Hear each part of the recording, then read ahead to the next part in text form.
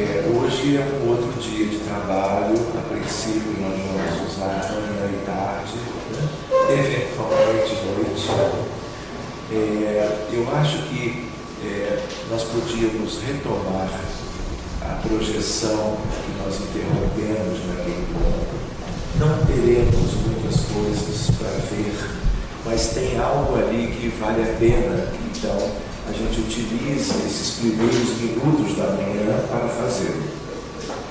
Depois, como amanhã é muito útil para atividades práticas, que a gente já possa se organizar para pelo menos uma primeira prática até o meio-dia, aproximadamente. Aí teremos o almoço, cada um de acordo com o que planejou, um pequeno descanso pós o almoço e depois vamos pensar numa hora de retomarmos, né? Tipo 2h30, mais ou menos, ou algo assim. Então, nós temos que depois, com os nossos irmãos dirigentes, vermos como que nós vamos fazer a prática. Lembrando que somos muitos. E nós temos que reunir aquelas pessoas que têm mediunidade ostensiva, nós temos que reunir pessoas com experiência quanto ao diálogo fraterno com as entidades, porque eu vou fazer isso e vou fazer a minha parte, e vou me ligando a cada manifestação que eu tenho oportunidade de, com aqueles espíritos, trabalhar. Mas como um grupo de médiuns é grande, vai haver simultaneidade. Então eu não posso estar, tenho tentado, mas não consegui ainda, estar em 2, 3 lugares ao mesmo tempo. Aliás, eu iria contrariar coisas da física e acho que é perda de tempo continuar tentando. Então, ao mesmo tempo, aqueles que vieram mais para observar também estarão observando, seja numa configuração em círculos aqui, a ideia de uma primeira corrente, uma segunda corrente e a última corrente, que pode ser a terceira ou a quarta, pessoas que estão observando. Observação fraterna, observação não de curiosidade. A gente tem curiosidade, né? Diante do novo, diante do diferente, nós temos essa postura natural de curiosidade, mas nós vamos evitar uma curiosidade exagerada, porque as outras, todos os integrantes da equipe ou das pequenas equipes que nós vamos juntar, é importante que todos colaborem na sustentação do trabalho e que se mantenham em prece, em vibrações elevadas, deixando de lado as suas coisas, mas depois a gente vai ter oportunidade de conversar sobre isso. Como eu não conheço direito a maioria de vocês, os nossos irmãos é que vão concatenar esses aspectos para que nós formemos uma boa equipe de trabalho. Porque a ideia qual é? Nós vamos mostrando. Em algum momento nós vamos parar a prática e conversar sobre as dúvidas de vocês. Por que você fez isso e não fez aquilo? Coisas do gênero. Para que a gente entenda que isso é uma parte prática, mas como um laboratório de trabalho, de caridade, mas também de instrução. E que a gente então possa ir conversando, dialogando sobre tudo, para que, se a gente vai levando dúvidas para casa depois, sejam apenas aquelas que tenham permanecido, mas que sejam também motivação para novos estudos. A gente vai conversar sobre bibliografia, sobre leituras recomendadas, coisas que vocês, algumas já fizeram e outras talvez não, fica para o planejamento depois de cada um.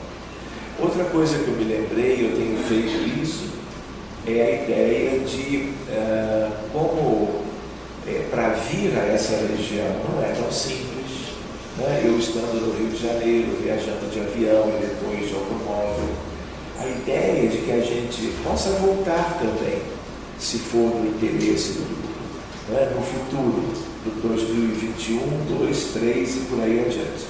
Mas nós teremos uma outra possibilidade. Eu, pelo WhatsApp, vocês montando um computador aqui com uma tela que se possa projetar no telão. Isso se faz até melhor, nem com o WhatsApp, mas pelo Messenger do Facebook.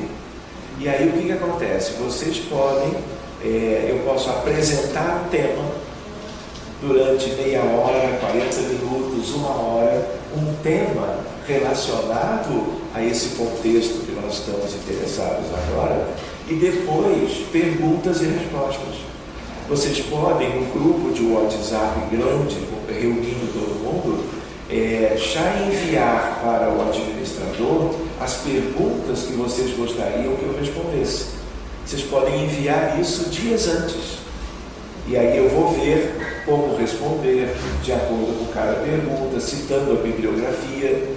E aí a coisa vai seguindo adiante. Quando for possível, eu venho, a não ser que vocês queiram fretar um avião e ir todos para o Rio de Janeiro.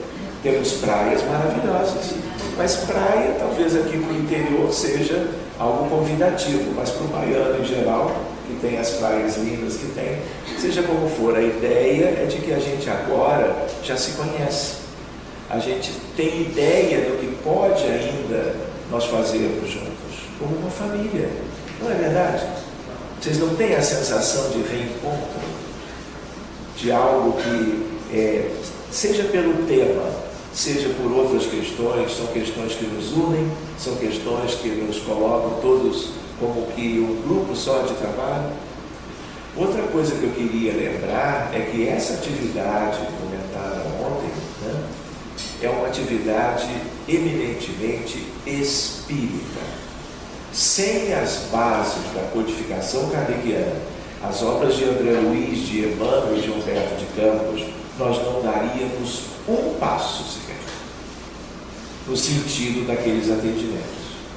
Então essa é a nossa base. Eventualmente um conhecimento ou outro que acrescente e que nos dê, vamos dizer assim, uma ferramenta a mais para o trabalho.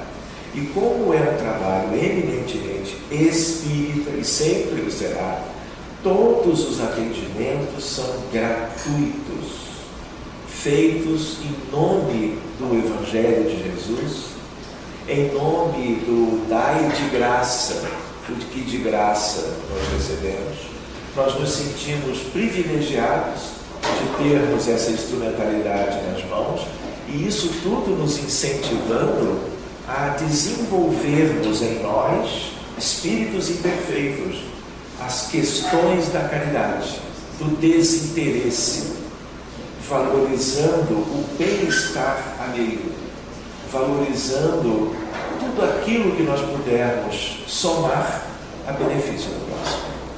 Então, que nunca paire nenhuma dúvida em relação a isso.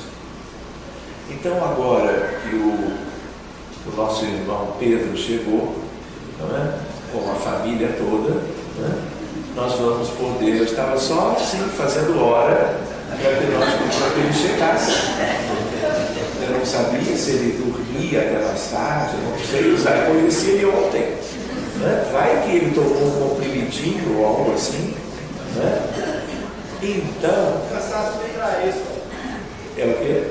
O cansaço me traiu. Me traiu, né? Ele faz isso mesmo. Mas enfim, tudo certo então, gente? Então nós podíamos retomar desse ponto, completarmos esse estudo e depois então nós faremos uma espécie de um intervalo para podermos organizar a parte prática. Tá bem? E ao longo do restante do dia, nós vamos atendendo casos, trocando ideias, sempre que necessário. Tá bem? Então, eu acho que eu me levanto agora.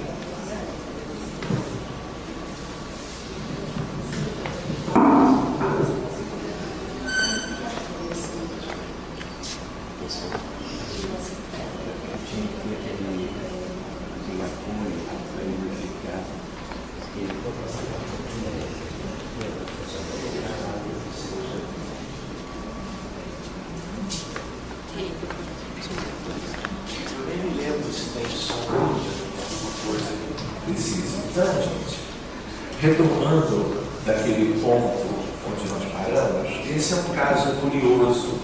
De novo, lembram do Rodolfo? É um caso de um adulto.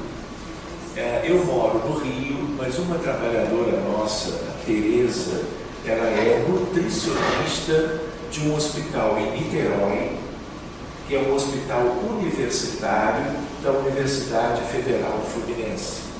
E ela trabalha com a nutrição dos doentes. E visitando a UTI, ela soube e viu, constatou um caso que deixou ela sensibilizada. E aí, esse é o caso desse moço chamado Jonas. Essa foto é uma foto que a família nos deu para nós podermos trabalhar com ele. Essa é uma foto de antes dele adoecer. E aí o que acontece? Não tem uma coisa chamada Zika? Pois bem, a infecção pelo Zika vírus pode gerar mais de um problema clínico. E muitos deles, os principais, são neurológicos. Então não existiu no Nordeste do Brasil, durante um período suficientemente longo de Zika na comunidade e que gerou 2.500 crianças com microcefalia. Vocês já imaginaram o drama de uma mãe, uma família com uma criança? Vocês já imaginaram isso multiplicados por 2.500 casos? Infelizmente, até por um lado, todos do Nordeste, onde dificuldades sociais são muito comuns, dificuldades de acesso a uma medicina melhor, por isso mesmo. Pois bem, nós tivemos chance de cuidar de alguns casos, mas aqui foi diferente. O Jonas, quando nós o conhecemos, nós fomos visitá-lo na terapia intensiva daquele hospital universitário de Niterói, da UF. O que aconteceu? Ele faz um quadro que era como que um dos primeiros, e isso gerou assim uma comoção, porque ele era inteiramente rígido previamente, como o Rodolfo, na outra questão, era rígido também, e ele faz uma síndrome, que é uma síndrome neurológica, inflamatória, que acometeu o tronco cerebral. O tronco cerebral é uma estrutura neuroanatômica, é a primeira parte, é o andar inferior do encéfalo. Para baixo é medula espinhal, para cima vem a ponte, o mesencéfalo, o diencéfalo, as regiões subcorticais, tálamo, hipotálamo e a córtex. Só que o bulbo é uma estrutura que tem inúmeras e refinadas composições ligadas à anatomia e à fisiologia do sistema nervoso central. E aí o que acontece? Ele fica tetraplégico e não mexe nada do pescoço para baixo. Desenvolve insuficiência respiratória aguda, grave, por falta de comunicação dos centros da atividade respiratória para o comando da musculatura e das regiões do tórax envolvidas na respiração. E aí ele é entubado, colocado em prótese ventilatória e fica dias, semanas nessa situação. E a Tereza um dia viu aquilo e ela tem a experiência do grupo, ela trouxe o caso para nós cuidarmos. E aí nós cuidamos. O que acontece? Guerra, conflito de violência. Cuidamos do que foi feito. Havia um outro aspecto numa vida anterior em que ele era um mago, ele era alguém que conhecia certas coisas da natureza melhor do que a média, e ele utilizava aquilo muito para ele e não se importava de gerar o mal para as pessoas. Enfim, tudo isso foi devidamente cuidado e ele foi se libertando. Então, eu fui a Niterói 2 vezes para conhecê-lo de perto, para, junto com a Tereza, orarmos à beira do leito, conversarmos com a esposa, que e não era espírita, ele também não era, mas na hora do aperto, e que aperto, não é? Todos os santos são bons, não é verdade? Independente de crenças que são também da nossa realidade. E aí fomos assim muito carinhosos com ele, nos interessamos e dávamos o passe além da oração, enfim. E aí foi feito o atendimento. Essa é a primeira foto que eu tenho, ele na prótese, ficou muito tempo em coma induzido e depois que o problema foi equacionado, ele era deixado consciente, lúcido, sem as substâncias que costumam deprimir a consciência, e ele era praticamente um corpo com consciência, porque ele não mexia absolutamente nada. A enfermagem fazia tudo para ele. A higiene do leito, os cuidados todos, ele era completamente dependente por isso mesmo. Pois bem, então esse é o Jonas. E aí o que acontece? O tempo passa. Isso aqui são 2 semanas e meia depois. Ele foi melhorando e o prognóstico dessa síndrome pode ser um prognóstico que é uma tragédia em termos da persistência daquele quadro clínico, o que vai gerar uma vida que deixou de ser o que era e passou a ser algo tipicamente de hospital, ou uma vida ligada a alguém que tem alta, mas fica sob cuidados de home care durante meses ou anos ou em definitivo. Pois bem, então aqui o sorriso já nos diz algo. Ele foi traqueostomizado na foto anterior, né? Se ele funcionasse, a ideia qual é? Olha, na foto anterior ele está entubado. Nessa foto ele já está traqueostomizado e já está de olhinhos abertos, sendo suspensa a medicação que levava à sedação. E aqui a ideia dele já após o atendimento. E o caso dele, a neurologia da UF é de alto nível. E os colegas foram estudando, era uma síndrome conhecida, mas infrequente. Então todo mundo saiu para estudar isso. Na verdade, outros casos no Rio de Janeiro, outros casos no Brasil, e houve toda uma troca de informações, porque era como algo raro, algo que precisava ser revisto, reestudado e assim por diante. E aí o que acontece? A gente lembrando aqui, o Zika, ele já subdente, que é a traqueostomia. A ideia, microcefalia em fetos e bebês, que foi uma tragédia no Brasil. A síndrome de Guillain-Barré é uma síndrome neurológica ligada a micro-organismos, especialmente algumas bactérias e vírus. E aí o que acontece? Começa uma paralisia, ela não é de origem central, é uma paralisia periférica, do sistema nervoso periférico, não central. E aí vai havendo uma paralisia de baixo para cima, progressiva. E muitos casos desenvolvem uma paresia ou paralisia da musculatura respiratória, dos intercostais, do diafragma. E aí não há mais uma ventilação respiratória pulmonar. E aí ele acaba precisando de ir para o CTI, ser entubado, ter assistência ventilatória e assim por diante. O dele não foi isso, o dele foi o APEN. Está em inglês, ninguém quis traduzir isso, é uma encefalomielite disseminada aguda.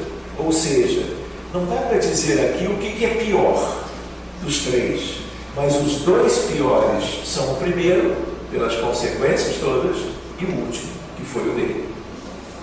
Pois bem, ele começa então a ter uma melhora e ninguém entendia. Que melhora é essa? E como havia uma neurologia de alto nível universitário, padrão excelente, nós tivemos que, numa certa altura, conversar com eles.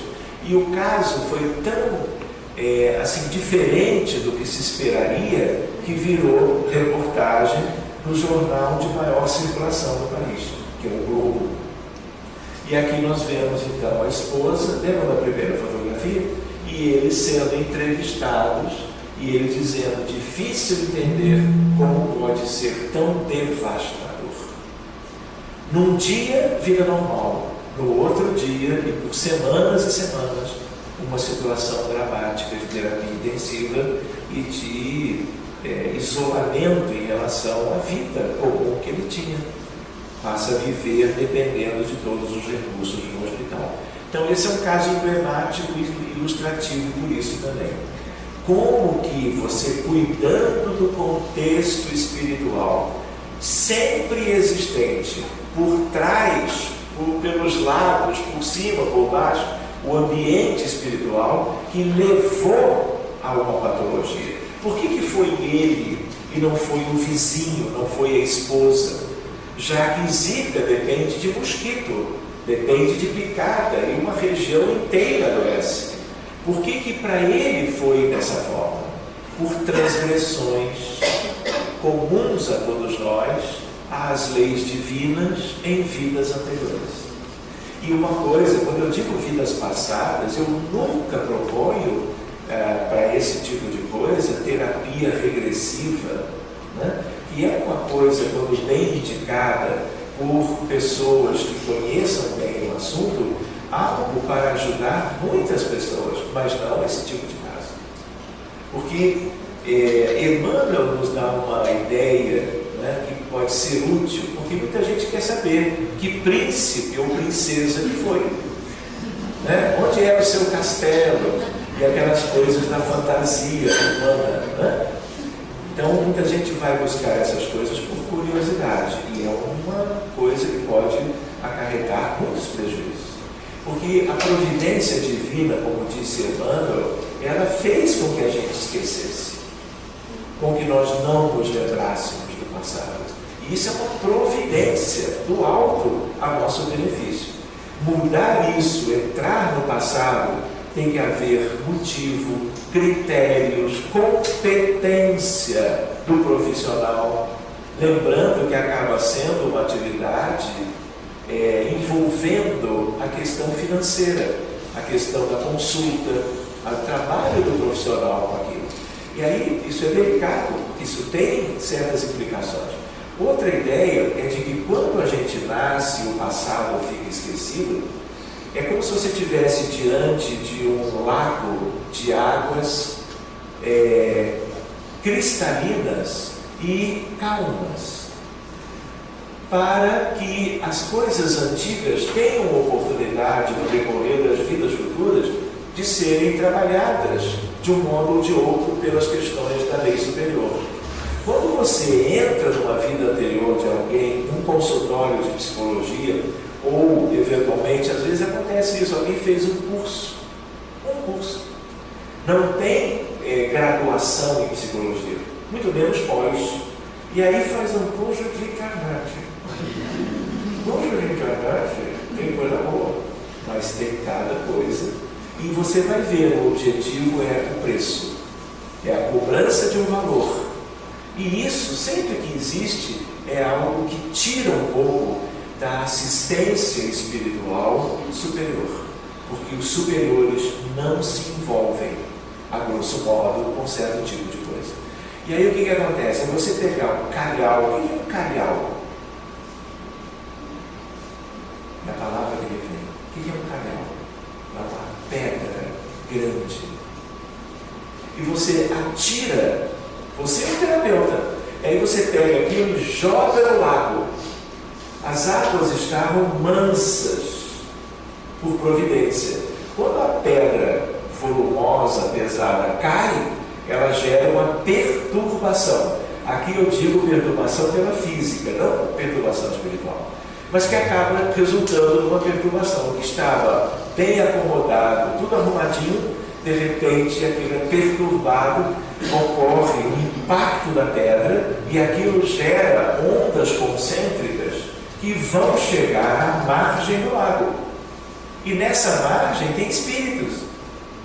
E aí muitas vezes foi um conjunto de providências para o paciente de hoje não ser identificado por aqueles com os quais se envolveu no pretérito, e a pedra acorda todo mundo. Eu tenho um caso que é emblemático também em relação a isso. Eu vivi em Porto Alegre há muitos anos, apesar de já ter nascido lá, fui para o Rio e depois então passei quase uma década de volta em Porto Alegre. E fiz muitos amigos lá.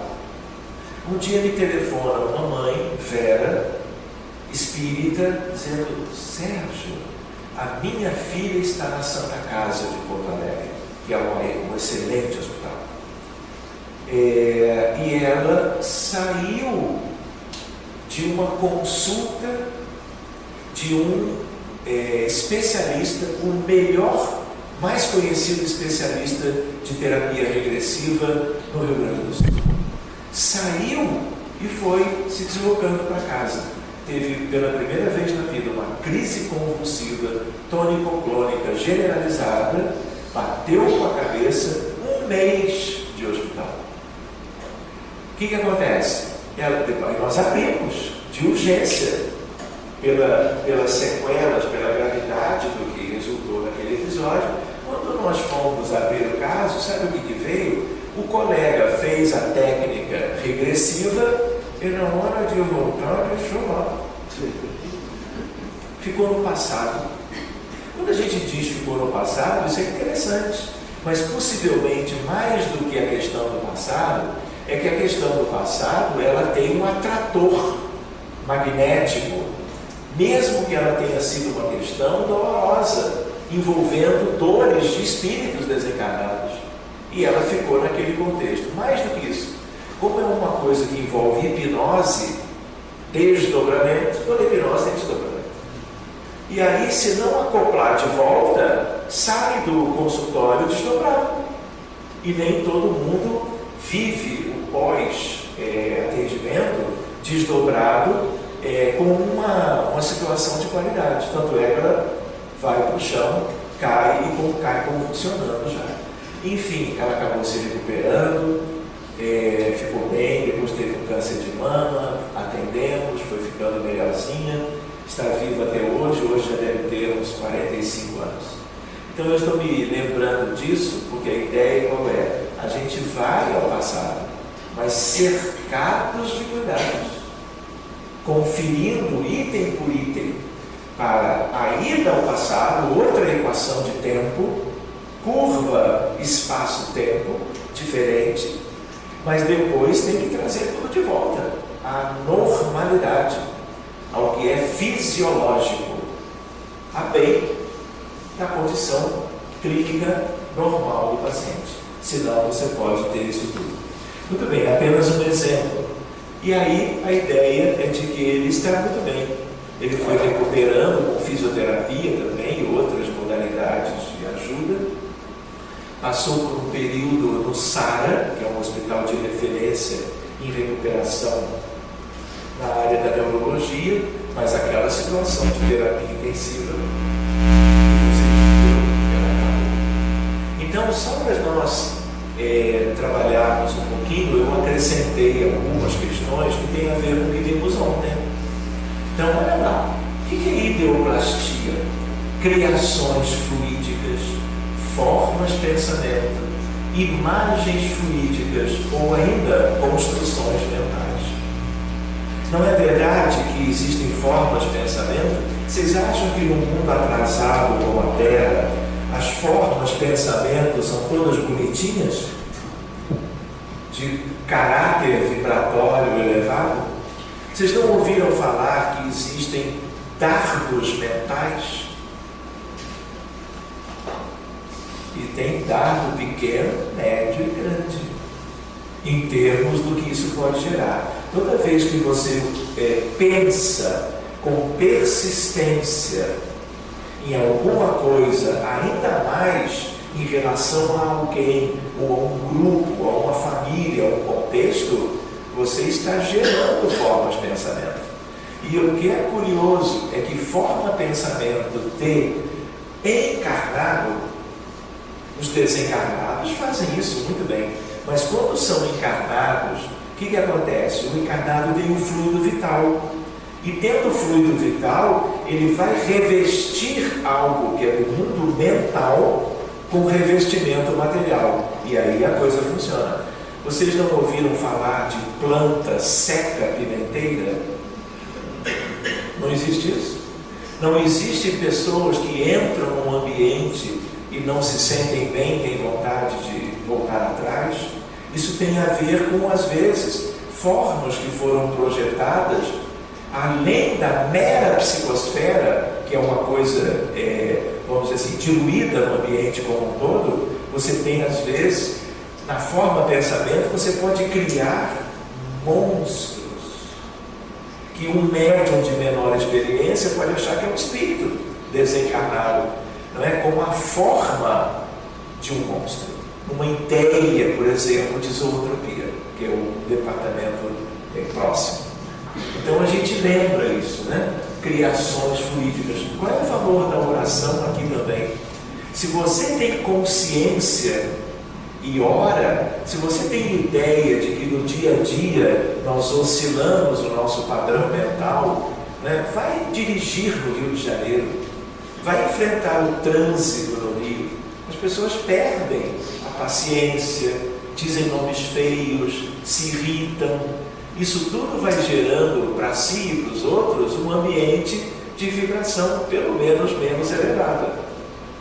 A oração é o antídoto para tudo isso, porque é de caráter educativo, quando ela é sincera, né? E ela vai te dando ideia, olha, eu quero pensar sempre do melhor jeito, os melhores pensamentos que eu for capaz. Eu não quero resvalar, né, no despenhadeiro dos maus pensamentos e muitas vezes até em questões envolvendo os crimes, que sempre começam a nível mental. Enfim, então essa é uma questão. A prece, a vigilância. Jesus não propôs isso aos apóstolos, que eram todos espíritos superiores, mas eles estavam no mundo. E a nós, o que nós podemos vivenciar em relação a isso? Para nós a oração tem ainda um valor muito maior para nós, com ela, nos cuidarmos melhor do que estávamos fazendo até então. Outra ideia é buscar em Ernesto Bozano, porque a gente gosta muito de estudar e de lembrar que os nossos antepassados, aqueles que nos precederam, os pioneiros, né, das atividades mediúnicas, psíquicas de um modo geral, portanto anímicas também, usando moldagem de matéria viva, elaborada pela força do pensamento. Ideoplastia para Bozano, que é italiano, moldagem de matéria viva. Está no livro Pensamento e Vontade, da FEB. Charles Richer, esse é outro pioneiro lindo, foi prêmio Nobel de Medicina e Fisiologia de 1913, envolvido com as questões das células relacionadas à imunidade, linfócitos, macrófagos e outros elementos da biologia. E ele ganha o prêmio Nobel. Depois ele começa a conhecer as questões espirituais e vai pesquisar. E ele pesquisou com vários médiuns, e uma delas fantástica, chamada Linda Gazella. E a ideia é de que ele foi pesquisar as questões da ideoplastia. E ela fazia formas, pensamento. Ele pedia, pensa num animal, tipo um cachorro. E ela pensava, dava ectoplasma para a forma pensamento. Daqui a pouco materializava a figura de um cão. E ele fotografava e analisava isso tudo. Albert de Rochat trabalhou com outra médium maravilhosa chamada Eusápia Paladino. A história das grandes mulheres médiums, da história do psiquismo ou do espiritualismo. E Albert de Rochat era um engenheiro francês.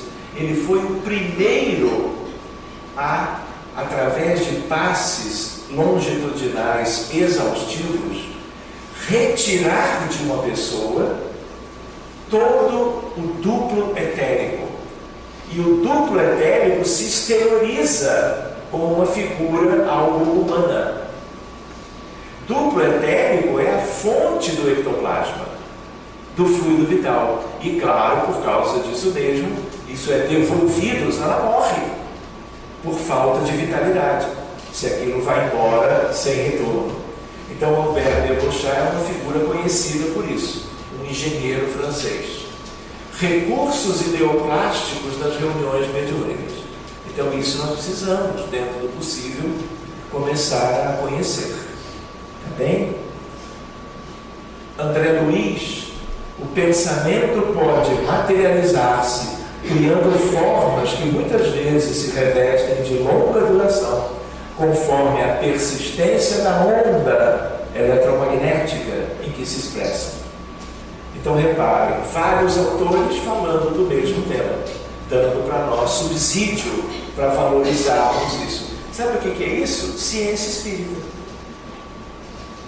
E eu vou deixar de usar? Eu vou dizer, não, só serve aquilo que eu uso, eu vou brincar, o arroz e o feijão, mas se tem a salada, se tem outros elementos que nos ajudam a compor uma reunião produtiva, nós vamos buscar, desde que sejam respaldadas pela mesma ciência espírita, pela experiência, pela prática. Muito bem, eu vou listar aqui algo que tem a ver com essa prática e que tem a ver com tratamento de dramas coletivos. Então, todo mundo lembra o paciente esse, o paciente aquele, o problema médico tal, a doença muito grave, o risco de vida, e a gente se habituou mesmo a cuidar de casos específicos.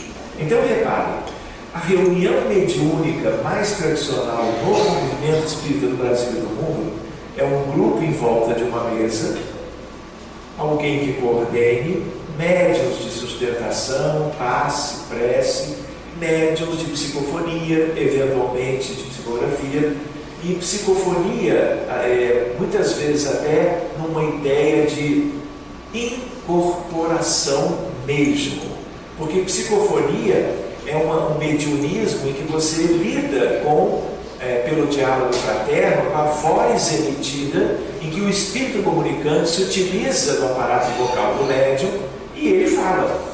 Mas em reunião mediúnica, vou contar, tem espírito e médium que levanta no espírito e parte para cima. Aí alguém vai dizer, mas isso não é médium bem educado. Quem disse?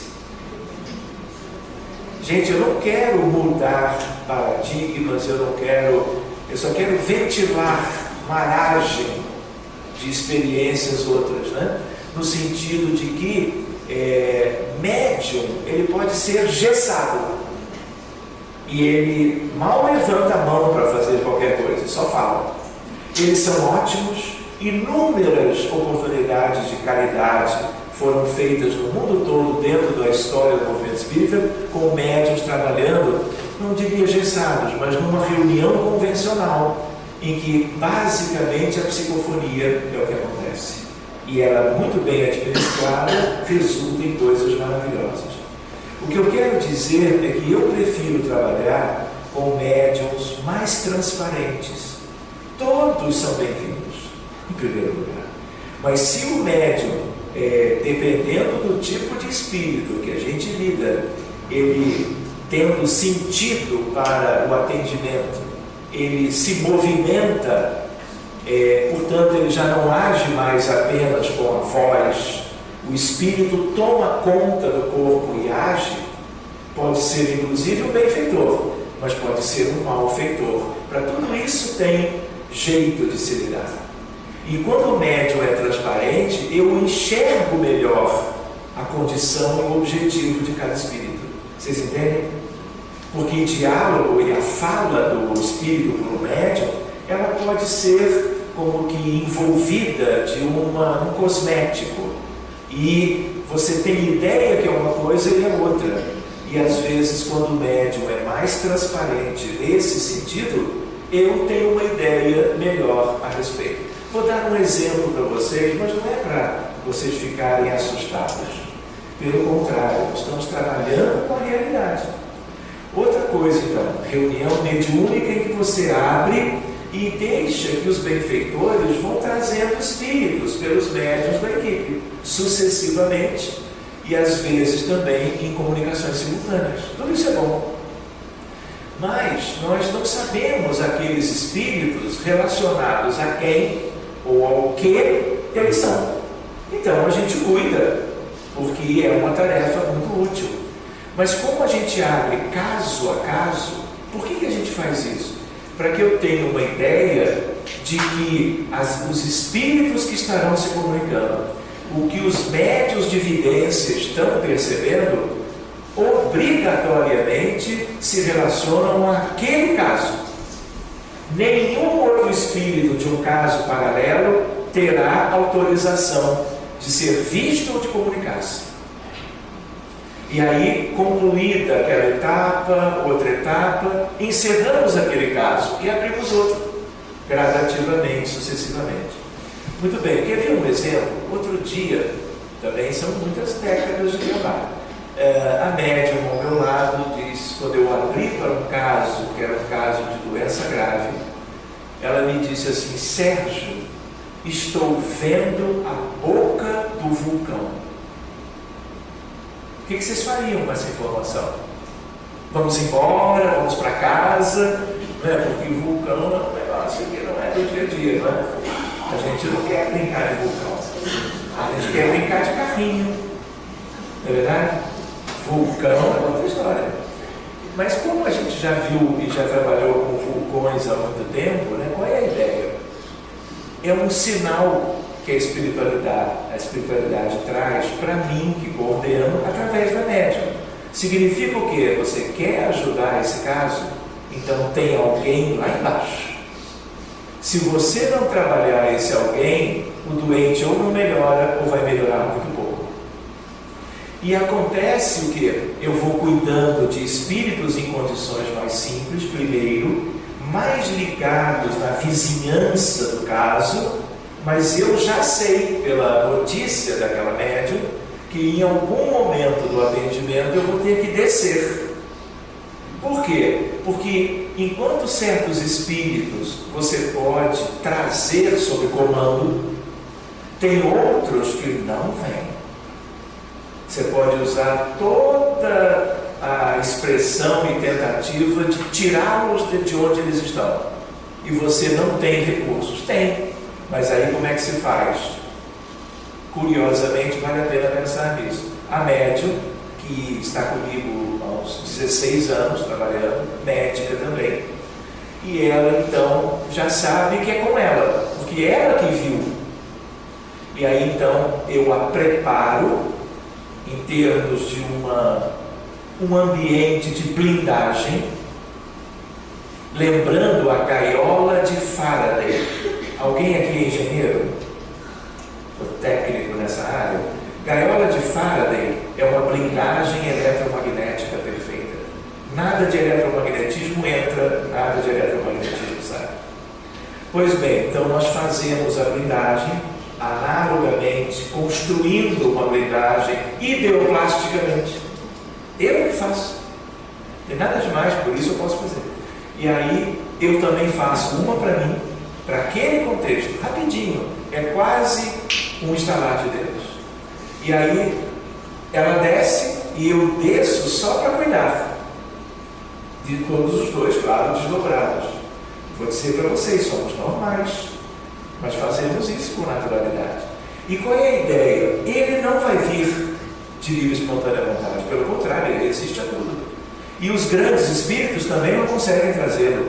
Então tem que haver uma descida de alguém da equipe para chegar na vizinhança das regiões mais inferiores do planeta. Por isso a blindagem. Se você não blinda, é insuportável para uma pessoa comum. Ele vai até um nível e volta, porque não dá. Isso tudo foi sendo conhecido ao longo do tempo. Então ela desce, eu vou monitorando a descida, e quando chega na vizinhança, e aí é abismo. E aí eu já sabia, o que falou do vulcão, que nós íamos ter que lidar com um ser abissal. E aí você lembra uma árvore? Quando você abre para um paciente, você cuida primeiro dos espíritos, que são as folhinhas, que são espíritos. Muito obrigado. folhinhas que são espíritos ligados mais de imediato ao problema de saúde dele. Mas é do interesse do mundo maior que a gente trabalhe os galhos, não só os galinhos que sustentam essas folhinhas no entorno, mas quanto mais você lida com galhos maiores, você está beneficiando as folhas outras da árvore que nada tem a ver mais com o caso original. Entenderam? E aí você está usando um artifício para cuidar de questões espirituais de doentes que você nem sabe quem são. E o benefício se multiplica. Vocês entendem? E aí, qual é a ideia de nós lidarmos com uma criatura abissal? Ele é o tronco de uma árvore. E ele não age apenas voltado para o prejuízo do caso que nós abrimos. Ele é um ser de sabe, Sírios? Vocês conhecem o princípio da solidariedade entre os mundos? Os que não podiam continuar em Sírios, os degredados de Sírios, milhões foram para a capela. Passaram-se dezenas de milhares de anos. Muitos ainda não souberam aproveitar a capela. Foram degredados de lá, trazidos para a terra. Fora os que eram os da própria capela, não egressos de Sírios. Então esse é o princípio de solidariedade.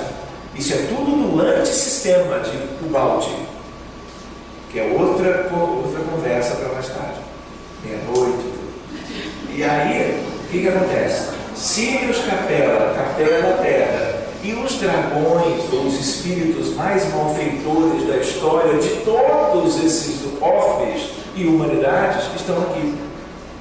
Nós não vamos resolver o drama da guerra, das guerras múltiplas, sucessivas. Temos 5.000 anos de história da humanidade, nunca tivemos 100 anos de paz. Nunca. Essa é a nota tônica da história humana. Guerra. Então, vocês viram quantas vezes eu citei os casos envolvidos em guerras antigas? Muito bem, então a ideia qual é? A ideia é de que quando você trabalha um ser desse, eles são predadores. Entende? Não adianta rezar. Reze por você. Não adianta rezar no sentido de que você, com uma oração mais fervorosa, de joelhos, você não muda um átomo da condição mental desse espírito. Entende? Eles escolheram isso há centenas de milhares de anos. Sírios, capela terra, e a grande parte deles, não conseguindo uma recuperação mínima na terra, terão que partir, como diz Áureo no livro, para rudes degredos reeducativos a que fizeram jus. Isso é palavra do autor. Então, gente, o que acontece? Você, com a descida da médium, pela proximidade e por efeito de campo, ao acoplamento, que o médium na crosta, na reunião mediúnica, não consegue acoplar. Então ele desce desdobrado, como nas condições que eu comentei, desce, são quilômetros de descida, e os superiores observando e protegendo a médium. Isso é uma coisa delicada, isso foge do cotidiano. No nosso ambiente assim já não foge tanto, porque isso já aconteceu muitas vezes, mas no dia a dia foge. E aí qual é a ideia? Desceu e aí encontrou proximidade espacial para haver acoplamento. E aí o que acontece? A médium é trazida, e quem vem junto? O espírito. E aí eu vou brincar, a casa cai. Brincando, tá? Qual é a ideia? É uma manifestação muito expressiva. Ou você pensa que ele vai dialogar, que você vai colocar a sua mão com uma proposta generosa, espiritual, para que ele mude. Entende? Não adianta, meu irmão, quem sabe, Jesus, não adianta. Ele ri Muitos deles grunhem, não têm nenhuma capacidade de expressar-se verbalmente. E aí o que acontece? É um enfrentamento, gente. Por quê? São os antagonistas declarados do Cristo. Nós não estamos falando, ele está ligado ao caso A, B ou C, mas a história dele, o que ele quer é destruir o planeta. Destruir o projeto de Jesus para com a humanidade terrestre. E aí qual é a ideia? Não pode mais ficar. O enfrentamento, o que é? É eu utilizar coisas que eu fui aprendendo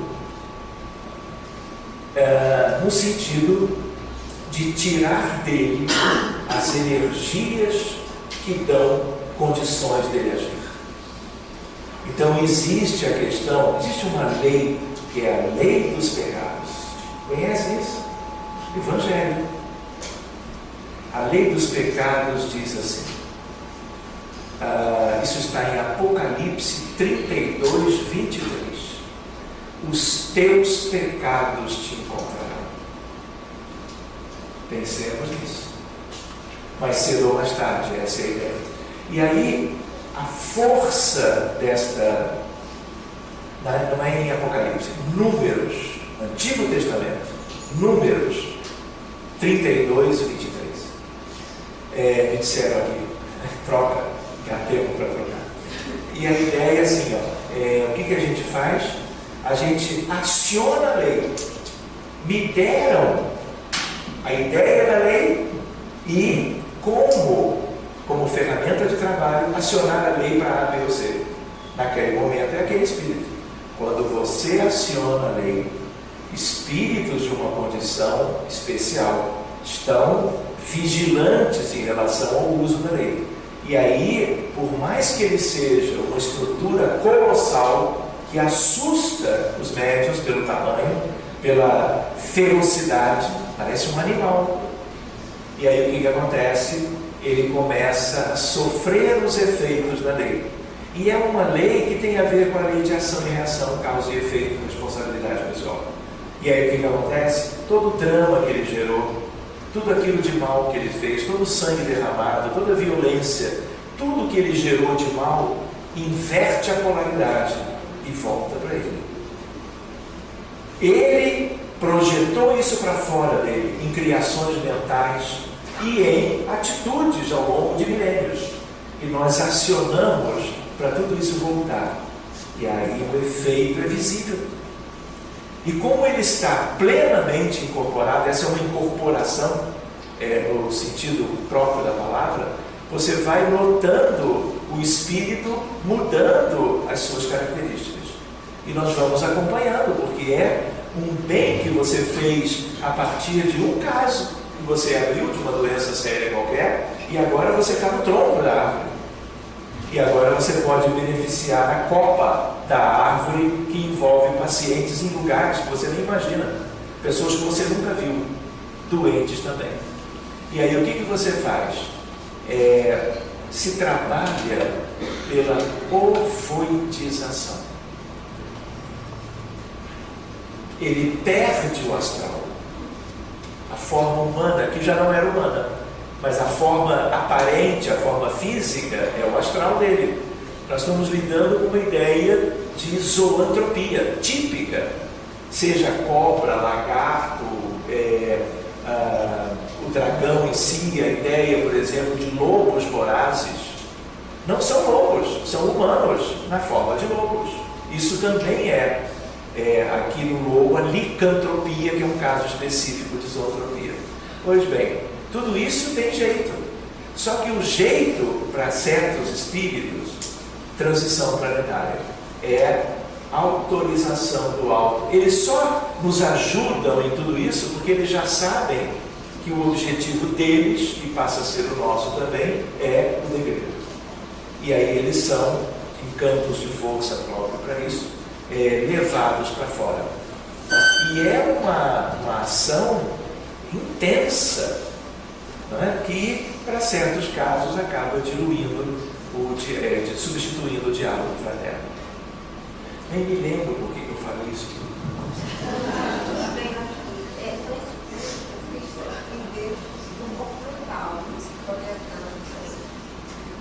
Corpo mental todos têm, né? Mas eles voltaram. Eles um dia eram encarnados em cílios e capela e ou na terra, né? Morreram, voltaram para as profundezas. Nas profundezas, eles às vezes sobem, mas o reduto deles é o mais inferior do planeta, onde eles se sentem bem. E dali a potência mental deles é tamanha que eles agem na superfície. Por exemplo, quando a gente abriu o feminicídio, eu não sei se eu cheguei a contar tudo, nós tivemos 3, 4 casos, depois na outra semana mais um, eu falei, tem algo errado, né? E aí eu imaginei, devem ter espíritos daquelas regiões fomentando o feminicídio em relação às mentes frágeis, despreparadas de homens que estão aí espalhados pelo mundo. E facilmente eles são como que presa de espíritos dessa natureza. Então a minha intenção qual foi? Resgatamos algumas das mulheres mortas por esses homens, mas fomos buscar aqueles ou alguns dos que estavam ligados a esses feminicídios recentes. O que a gente encontra? Dragões. Se eu não trabalho com eles, né, já tem sido assim novos casos todos os dias de feminicídio. Para que isso acabe, nós temos que lidar com todo um grande conjunto deles que estão fomentando isso, porque eles fomentam tudo que é ruim, tudo que é de mal para a humanidade. Vou brincar. E muitos estão em Brasília. Enfim. Bom. Edita, viu? Pois não. Senhora.